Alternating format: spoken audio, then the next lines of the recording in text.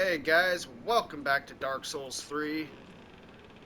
This is the good old unabridged series where you watch me play through this whole game with very little, if not any editing whatsoever, and hopefully you enjoy it along with me. We are here back with Henri after finishing off the Demon Ruins, defeating the optional boss that was there, and getting ourselves a new, nice pyromancy spell. And now we're going to tell Henri where we found Horus. Oh, Horus, goodness me. To think there'd be a lake so deep within these catacombs. What a relief. I knew that Horus was alive and wouldn't stray far. Thank you. We are both in your debt. This hardly expresses my gratitude, but it'll have to do for now. Please take it, and may the flames guide your way. So she gives us the Ring of Evil Eye. I'm not entirely sure why my character lied to her. I mean, I told her what happened in Smoldering Lake, but based on what she told me, it sounds like she believes Horus is still alive. I don't know why my character couldn't have just told her that, you know, he went crazy and he died, and I had to kill him. So yeah, I feel like that was probably the wrong thing to say, and now I'm not going to be able to finish her quest line, but I guess that's fine. And by the way, I didn't realize it until just now, but you can actually see Horus from here. If you look down there, you can like see the area where we killed him. So that's pretty cool. Yeah, for doing that, we get the Ring of the Evil Eye. That will give you a little bit of HP back every time you kill an enemy. It's not a whole lot of HP, to be fair. I'll probably just end up using it over like all these other rings. I don't really need fire defense anymore. And I don't really need FP from critical attacks anymore because we're not going to be getting very many critical attacks very soon here. What we will be doing is fighting the next main boss, which I'm glad to be able to do, which I am glad that I'm able to do at the beginning of this episode, so we can just jump right into it.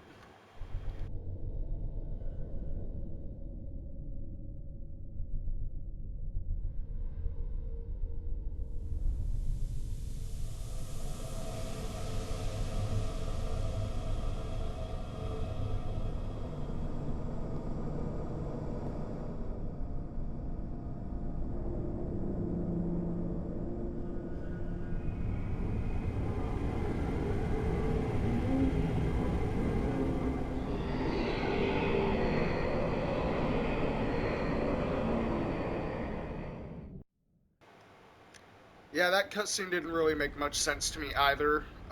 Apparently that goblet drags you into the abyss here. And this is where the boss is. Now, the gimmick of this boss is we're going to have to fight him in a rather unconventional way. But what you want to do is get that item before you fight him. That item is very useful. And right here we have him, High Lord Wolnir. Now, his weakness are these glowing bands on his arms. Basically, you just want to break these, and you can beat him. But don't go too far into that fog of his, or it will kill you. That fog of his will do rapid damage to you as long as you are inside it, and it will fuck your day up. Waiting for an opportunity to attack his arms here. There we go. Couple more.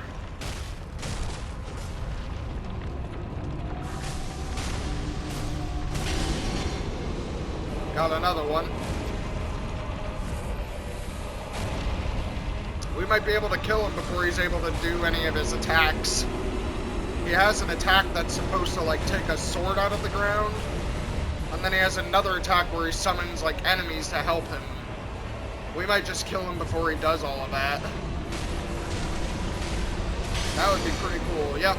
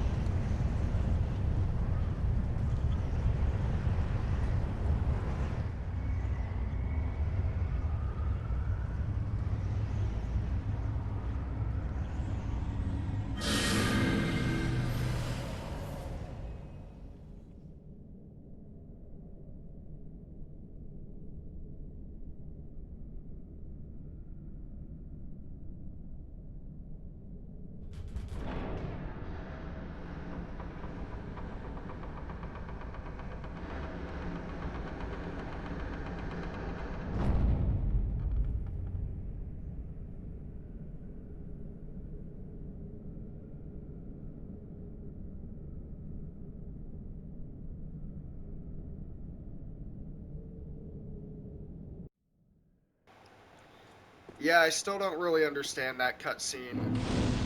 I guess From could have done a better job of explaining how the fuck that actually works. But anyway, yeah. The reason I say get that item is because I do not believe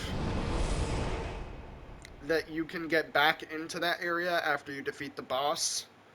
So if you didn't get that item, or that pyromancy tome, you will not be able to get it later on, unfortunately. But we did get High Lord Wolnir's soul for that. And for it, we can make the Black Serpent, which is an okay pyromancy, so I've heard. It pretty much like sets the ground on fire in front of you, and then it sort of like, as the name implies, it runs along the ground, and it will follow after enemies and do a decent amount of damage. I don't know if it's the kind of spell I would use, though, so I'm probably not going to get it. This is Wolnir's sword. It is a faith-scaling sword that has an interesting weapon art. Its weapon art basically just gives it Wrath of the Gods miracle, so that's pretty cool.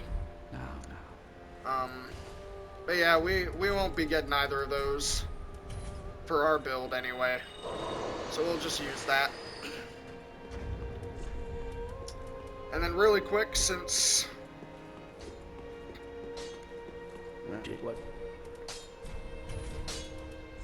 I'd just like to make sure we have everything that we need. And we can also give him the Grave Warden spell. Oh, never mind. Actually, yeah, that's going to be another spell that we are actually going to have to give to the other NPC. Unfortunately. So, yeah. I'm going to have to wait to get that NPC before we can use those spells. That'll be fine. Yeah, that'll be fine.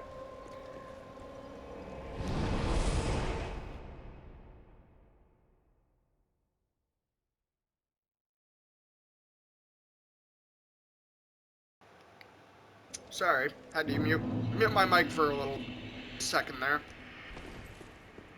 I don't know what the fuck is wrong with me.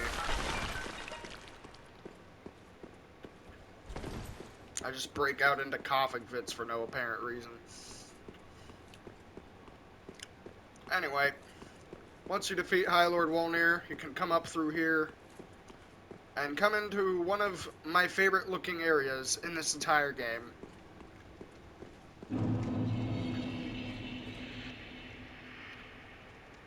Disneyland. I mean, Irithyll of the Boreal Valley. I'll be honest though, when I first saw this, it reminded me of Disneyland. I don't know why. I just imagine like that castle in the background with like a rainbow over it. And then like Mickey Mouse's face on the moon. I don't know why. I'm probably gonna get this video is probably gonna get flagged for copyright just for mentioning the word Disney, honestly. But anyway, with all that out of the way, we finally made it to Irithyll of the Boreal Valley. An absolutely gorgeous area, one of the coolest looking areas in the whole Soul series. Right around here is where we can continue Cirrus of the Sunless Realms quest line. But we won't be able to do it until after we fight a secret enemy. This guy. He spawns in right behind you. As soon as you walk down the bridge. He's an invisible enemy. He just comes up right behind you and fucks your day up. Wow. These Chaos Bed Vestiges do way more damage than I thought they would. We could pretty much destroy this thing.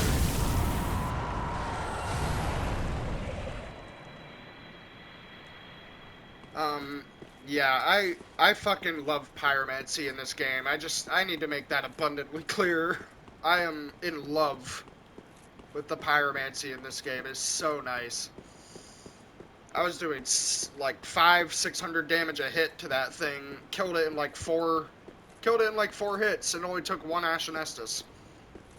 Alright, now this little barrier that you see here, you won't be able to cross this barrier until you get the item from the Deacons of the Deep. So you pretty much have to fight those guys in order to get into Irithyll. Which is why we went to fight them before we fought, before we entered Pharaon Keep and everything. See, sometimes sidetracking is worth it.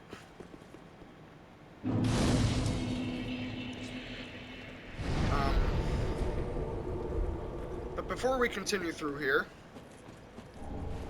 the rest of this beautiful fucking area, I'm gonna go see if we can actually do Cirrus's questline, because I didn't see her summon sign before, and I really hope that that was just because we didn't kill the alligator monster yet, or if there's another thing I have to do first. Oh no, it's right here. So yeah. You can basically answer her call for cooperation and be summoned to her world, and you can be summoned to her world as a phantom. I am unable to be summoned because I took too long explaining it, and now I'm being invaded. So, now I guess we'll do that, in the recording. I have no idea how well this is gonna go. It's probably not gonna go well at all. But I suppose I'm glad that we've got the Chaos Bed Vestiges, because, yeah, this particular pyromancy spell is actually very effective in PvP.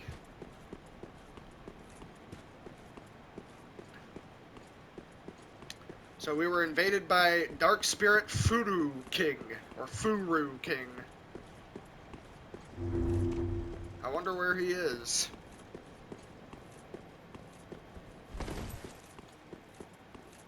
And usually you can tell... Oh, here he is. Alright. Does he even see me? Hello? Hi. Oh god, he looks like a tryhard, I'm not gonna lie. Oh, never mind. He's just chilling. Alright, cool. Let's do this shit.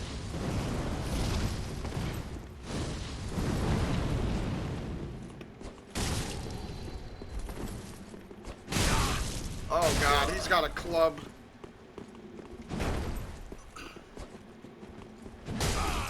He's got a really powerful fucking strength weapon. He only needs to get one more hit on me to kill me. And he's probably got that hyper arm. Oh.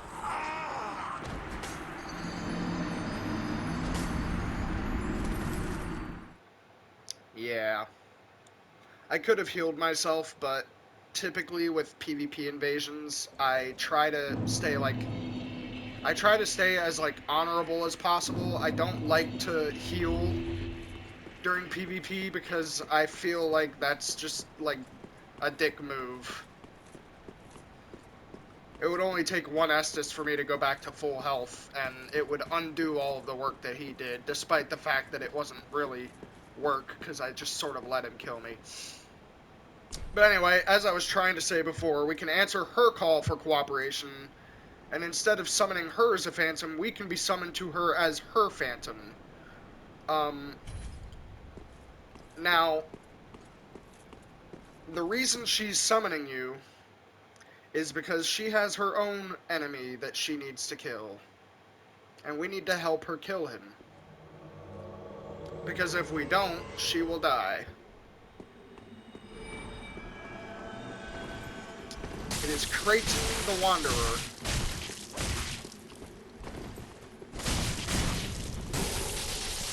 As you can see, Cirrus does not do a whole lot of damage, so she absolutely needs our help.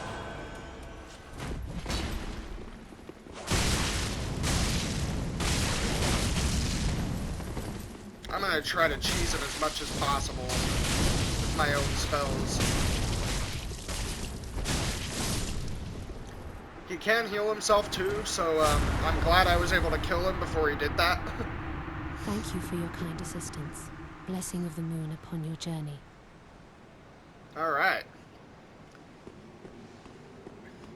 Now, honestly, this was the extent that I wanted to go to with Cirrus's questline, because if you help her kill Kraton the Wanderer in her world, she will reappear in Firelink Shrine, and she will give you a very, very useful ring, which I am actually going to go try and get right now. But also because I have 40,000 souls, and I am not about to go into Irithyll with 40,000 souls without spending them. So yeah, we're gonna do that. We're just gonna do that real quick.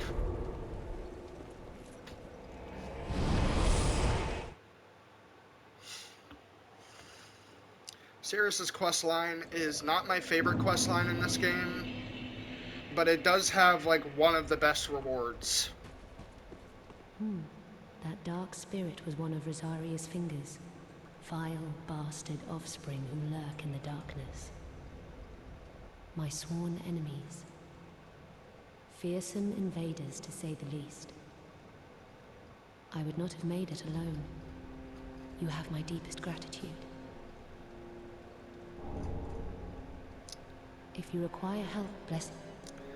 Yeah, so this is what I was talking about earlier in my playthrough.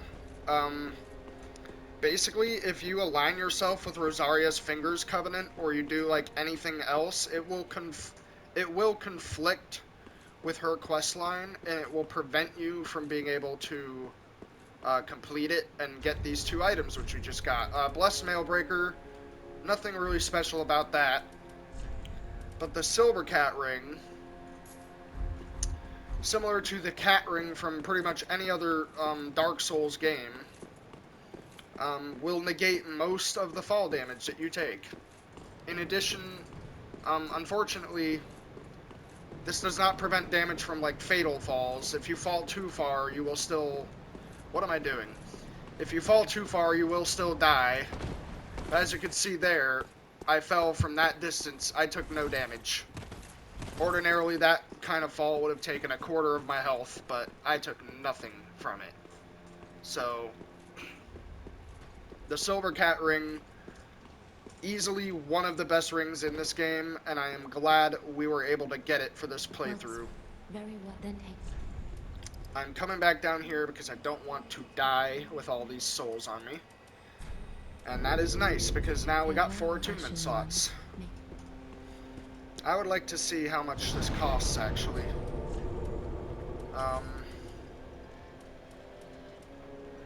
So Great Chaos Fire Orb only costs 3 less FP than Vestiges. But Vestiges is just so much better. So I don't actually know if it's worth using both of these spells at the same time, because it might be a little too costly for mana. I might just not be able to... I might just need, like, more Ashen Estus if I want to use both of those spells, unfortunately. At least until we can start getting some, like, better stuff here. Because I know there are more rings and more equipment that you can find in this game that will go a long way towards helping you mitigate the cost of some of these spells. So what I wanted to do now that we've got the Silver Cat ring, as you'll remember from like one of my first few episodes, I said how dangerous of a fall this is, and it's true. If you don't line yourself up right, you will fall to your death here. And even if you do line yourself up right, there's like a 50-50 chance that you'll just slip off of the gravestone. So what I usually do, I don't roll, I don't walk, I sprint off of the edge. Oh my god. We got it on our first try, ladies and gentlemen. That never fucking happens. But yeah, here you can get the Firekeeper set. It's pretty much only useful for, like... It's only really useful for, like, Fashion Souls. It doesn't have very good defensive values or attributes or anything like that. But down here, you can get the Estus Ring. The Estus Ring will make it so you get more HP from your Estus Flask. This will not work with your Ashen Estus. There is actually a separate ring for Ashen Estus, unfortunately. It would have been nice if it were like 2-in-1, but this will only work with normal Estus. It basically just makes your healing, I think, like 30% more effective, maybe 50% more effective. I'm not entirely sure. Now we can actually fight this guy, now that we're actually, like, prepared. And now that we have decent armor and weaponry, we can properly fight this man. So let's fight him.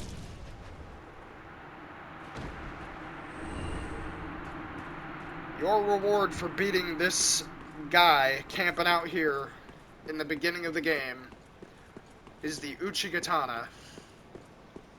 The weapon that we used in our Demon Souls playthrough. I don't know that it is quite as good in this game as it is in Demon Souls, but it is very, very good. Nevertheless, it is still a very good dex weapon, all things considered. The only drawback to the Uchi Katana in the main Dark Souls games is the fact that it has far less durability than it does in any other Souls game. In Demon Souls... Yeah, in our Demon Souls playthrough, our Uchi Katana had 70 durability. In this game, the Uchi Katana only has 35 durability. So, make sure you're wearing a ring that reduces equipment, that makes equipment degradation... Make sure you're wearing a ring that lessens the impact of equipment degradation, or just buy a lot of repair powder. That's like, if you want to use that weapon in this game, you pretty much need like one or the other. Anyway, now that we're done with all that stuff, it's time to finally explore Irithyll and the enemies within it.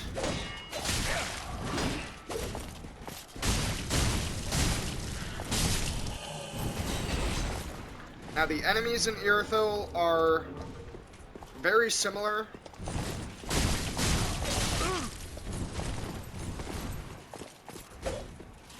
The enemies here are very similar in attack pattern to the skeletons in the catacombs. The only difference is they inflict frostbite, and they also...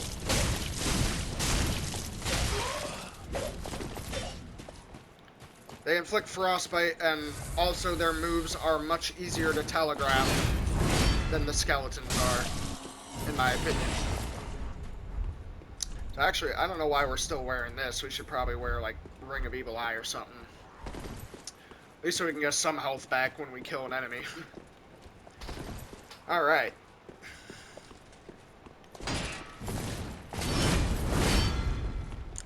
already nearing our time limit here. I'm not sure if we're actually going to be making a whole lot of progress here in Irithyll. But I will definitely try to get as far as I can here. And wherever we end up at the end of this episode, we will start off the next episode at that same area.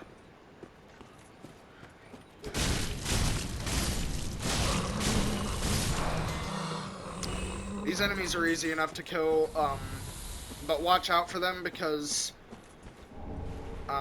those enemies with those dark eyes are invisible when they're further away from you. And they can do a lot more damage than you think they can do. And then there's this enemy with the fire staff. This fucking asshole here.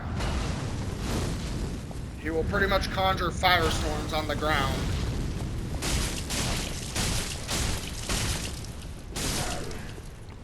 So, whenever you see enemies like this, just try to take them out as quick as possible.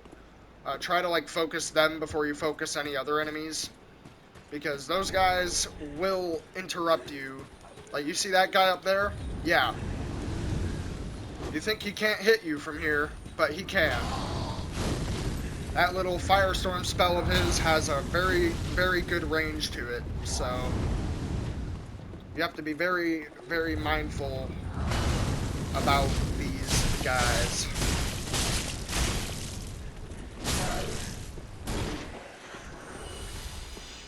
And we do have a magic scaling longsword now, but I feel like most of the enemies in this area are actually resistant to magic damage, so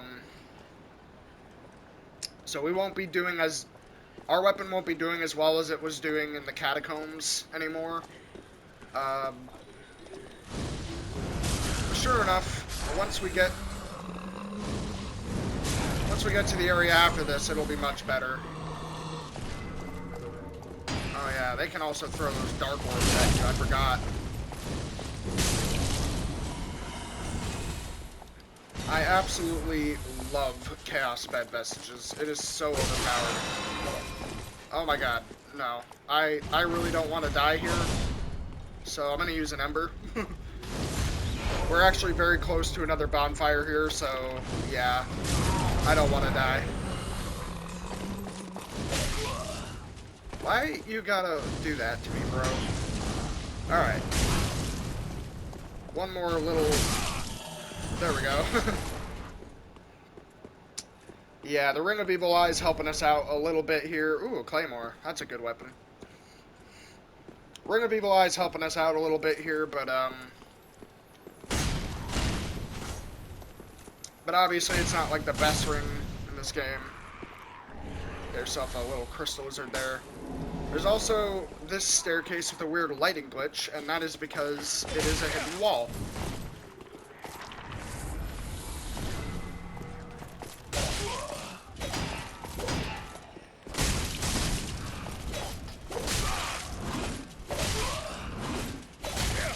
Oh my god, please don't. Please don't.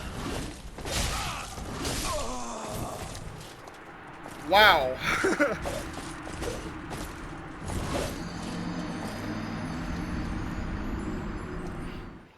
I feel like I just panicked. I probably could have avoided most of that damage if I had just blocked it.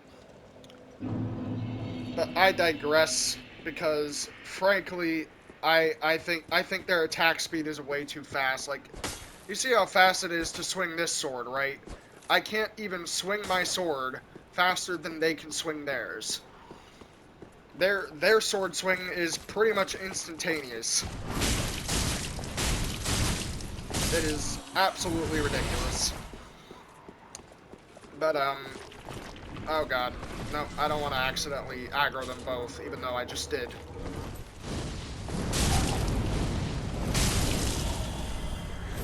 Thankfully, we can just do this to sort of cheese them.